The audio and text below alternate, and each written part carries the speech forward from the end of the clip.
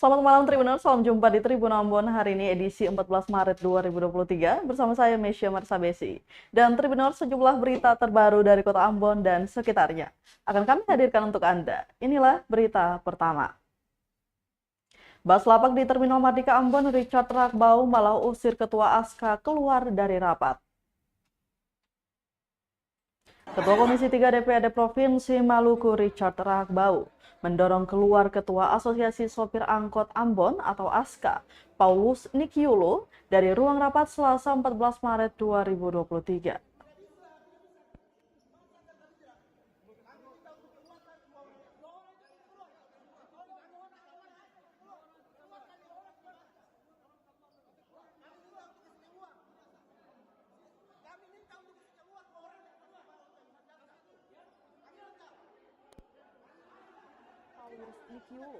Dari ruang rapat Selasa 14 Maret 2023. Padahal rapat dengar pendapat itu membahas lapak yang berada dalam Terminal Mardika Ambon. Pantauan tribunambon.com beberapa menit setelah rapat yang dimulai pukul 2 siang, Ketua ASKA ditarik keluar dari ruang rapat. Richard Rakbau ikut mendorong keluar Nikiulu dan dengan suara lantang menyuruh keluar. Staf DPRD Provinsi Maluku juga ikut sigap membantu mengamankan situasi dan mengarahkan Ketua ASKA dan beberapa anggota ASKA lainnya keluar dari gedung Baileo Rakyat Karangpanjang Ambon. Sementara Ketua ASKA dengan kecewa mempertanyakan dirinya tak bisa mengikuti rapat yang di dalamnya mengenai Terminal Mardika tempat para angkot. Saat didorong keluar, penjabat Wali Kota Ambon Bodewin Watimena turun untuk menenangkan situasi.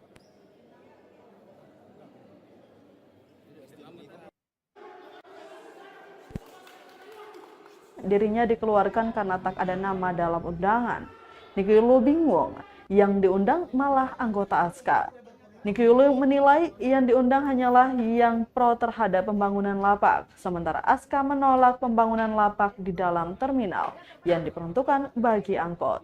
Diketahui Tribuners, rapat diikuti Ketua Asosiasi Pedagang Pasar Mardika atau APMA Alham Paleo, PT Bumi Perkasa Timur atau BPT, penjabat Wali Kota Ambon Bodewin Watimena dan juga dari pemerintah Provinsi Maluku, serta digelar oleh Komisi 3 DPRD Provinsi Maluku. Sementara beberapa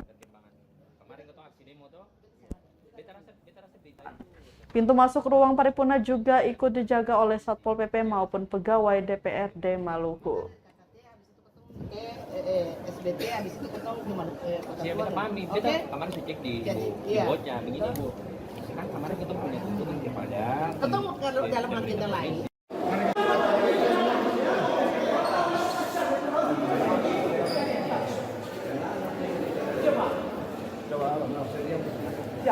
Siap kawan siap. Siapa?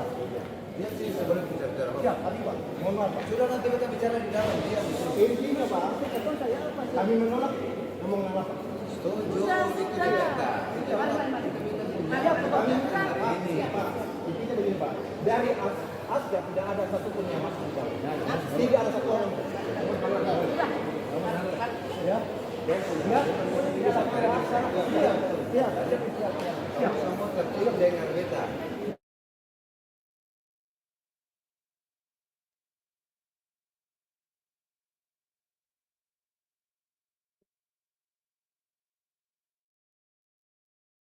Terima kasih banyak atas antusias dalam mengawal kasus HAM yang terjadi di Maluku. Kasus-kasus kejahatan 2 tahun belakangan 2022 sampai 2023 hari ini. Kasus-kasus konflik sosial yang terjadi di Maluku Tengah, yang terjadi di Maluku Tenggara, kasus-kasus pelecehan yang terjadi di Kita ke berita selanjutnya, Tribuners. Banyak konflik tak diusut tuntas, Solidaritas Pemuda Maluku minta Kapolda Maluku dicopot. Solidaritas Pemuda Maluku yang terdiri dari Rumah Muda Anti Korupsi atau RUMI, FKPM SBT Forum Komunikasi Pemuda dan Mahasiswa Seram Bagian Timur atau FKPM SBT, dan Revolusi Beta Kudeta atau RBK, mendesak Kapolri segera mencopot Kapolda Maluku Irjen Pol Lotaria Latif. Hal ini terkait banyaknya rentetan konflik yang terjadi di Provinsi Maluku terkesan dibiarkan oleh pihak penegak hukum. Berikut ini kasus yang belum terselesaikan yang dimaksud. Pertama, pada tanggal 6 Oktober dan 12 November 2022, terjadi konflik di Maluku Tenggara.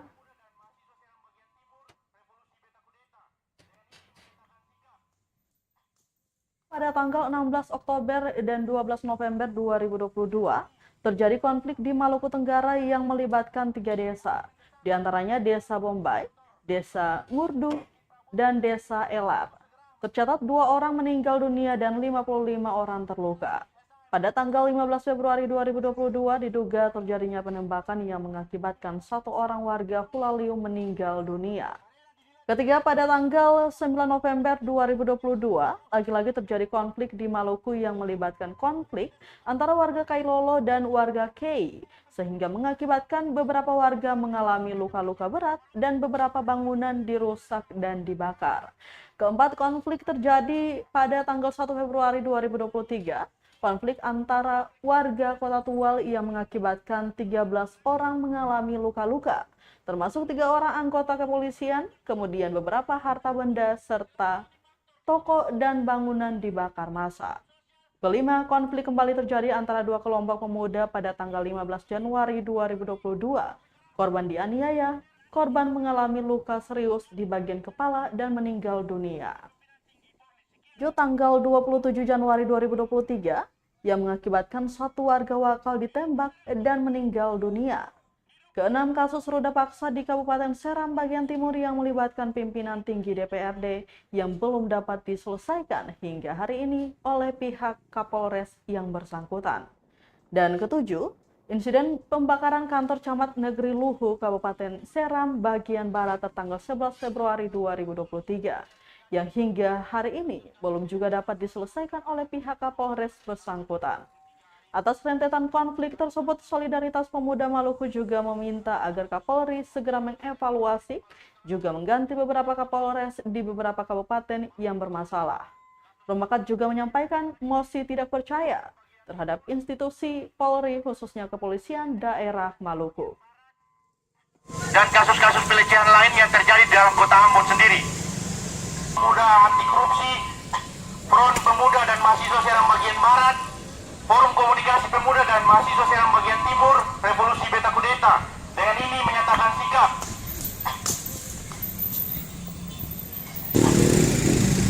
Dengan ini bersama menyatakan sikap antara lain yang pertama, kami mendesak Kapolri Jenderal Polisi Dr. Andos Listio Sigit Prabowo. Kita beralih ke berita lainnya. Tribuners, 2.807 pelajar di Maluku ikut Olimpiade Sains FMIPA Universitas Patimura tahun 2023. 2.807 pelajar dari berbagai kota kabupaten di Maluku ikut Olimpiade Sains 2023. Olimpiade yang digelar oleh Fakultas Matematika dan Ilmu Pengetahuan Alam atau FMIPA Universitas Patimura ini berlangsung di Gedung Auditorium Unpati dan Gedung FMIPA. Pantauan tribunambon.com di lokasi terlihat ribuan siswa antusias dalam mengikuti Olimpiade tersebut. Mereka juga didampingi oleh para guru dan orang tua yang hadir untuk memberi dukungan. Dekan FMIPA Unpati, Peter Kakisina, mengatakan dilihat dari peserta yang meningkat 100%, menunjukkan bahwa kecintaan akan ilmu sains dan matematika sangat tinggi di Maluku. Dirinya berharap lewat Olimpiade ini dapat terus memacu semangat belajar dari para siswa-siswi di Maluku. Sementara itu, Tribuners, salah seorang guru pendamping dari SMA Negeri 39 Maluku Tengah, Anita Tuasela, mengaku anak-anak didiknya yang menjadi peserta sangat bersemangat Olimpiade Sains 2023. Mereka mengikuti Olimpiade ini bukan semata-mata mencari prestasi, namun juga untuk mengukur kemampuan belajar mereka selama ini. Dari Olimpiade ini lanjutnya akan menjadi bahan evaluasi kami selaku pihak sekolah dalam mengembangkan kapasitas dan kompetensi siswa serta perbaikan terhadap fasilitas sarana prasarana belajar. Ini adalah ilmu-ilmu dasar.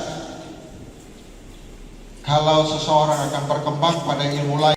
Matematik dan Ilmu Pengetahuan Alam Universitas Patimura tahun 2023 tanggal 14 sampai 17 Maret 2023 secara resmi.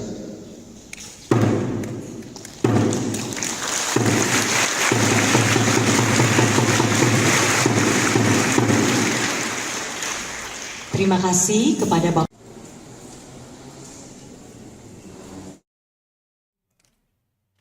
Kita ke Kabupaten Seram bagian Barat, Tribuners. Desa Nuruwe, Seram bagian Barat gelar adat upacara pengembangan lahan untuk tanam pisang abaka. Desa Nuruwe, Seram bagian Barat, Maluku menggelar upacara adat pengembangan lahan perkebunan untuk menanam pisang abaka. Ini dilakukan agar perkebunan pisang abaka berjalan dengan lancar. Selain adanya upacara tersebut, diharapkan rencana penanaman pisang abaka ini dapat dukungan dari pemerintah dan masyarakat setempat. Dikatakan target minimal usaha pisang abaka berkisar 2.000 hektar. Bila terus diberi izin pengembangan, akan semakin mendekati target. Bukan semata di Nuruwe, Tribuners, Rukia juga menaruh harapan pengembangan di desa Hatusua, Kawa, dan lainnya. Data dihimpun, upacara adat diikuti ratusan masyarakat, perangkat desa, dan pimpinan PT Spice Island Maluku. Usai dilaksanakan, giat dilanjutkan dengan makan adat bersama di areal yang pengembangan lahan.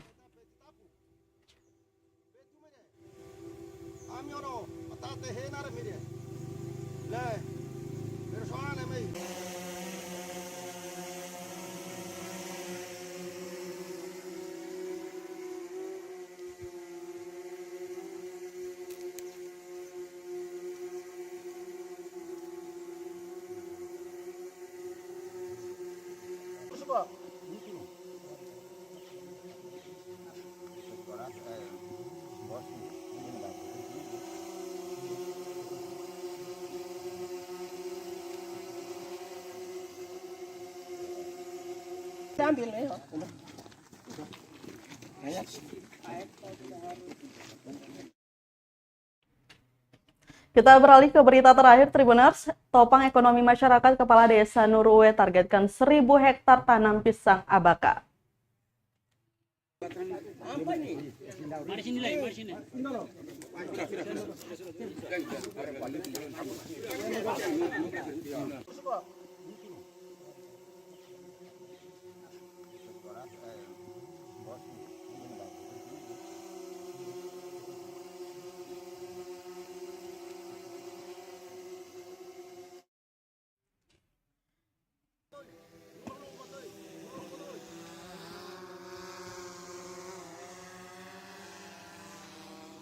Kepala Desa Nuruwe, Kecamatan Kairatu Barat, Kabupaten Seram bagian Barat, Mon Matital menargetkan 500 hingga 1.000 hektar lahan penanaman pisang abaka.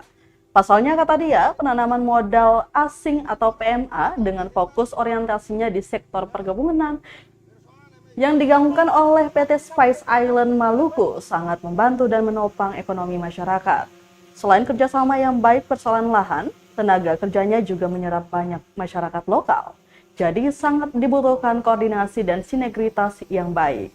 Ia mengaku hingga detik ini terdapat 150 masyarakat yang direkrut untuk menjadi tenaga kerja di perkebunan pisang abaka. Matital menegaskan masyarakat secara kolektif mendukung kehadiran pisang abaka dan PT Spice Island Maluku di Desa Nuruwe.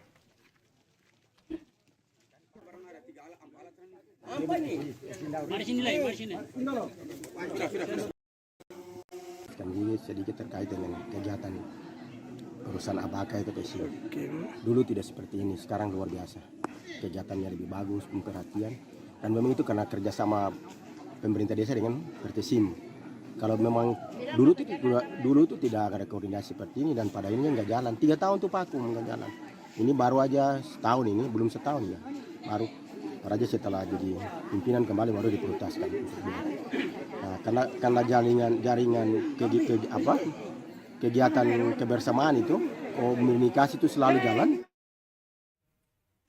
Baik Tribuners, demikianlah Tribun Ambon hari ini edisi 14 Maret 2023. Mewakili seluruh kru yang bertugas, saya Mesya Marsabesi pamit undur diri. Selamat malam dan sampai jumpa. Terima kasih sudah nonton.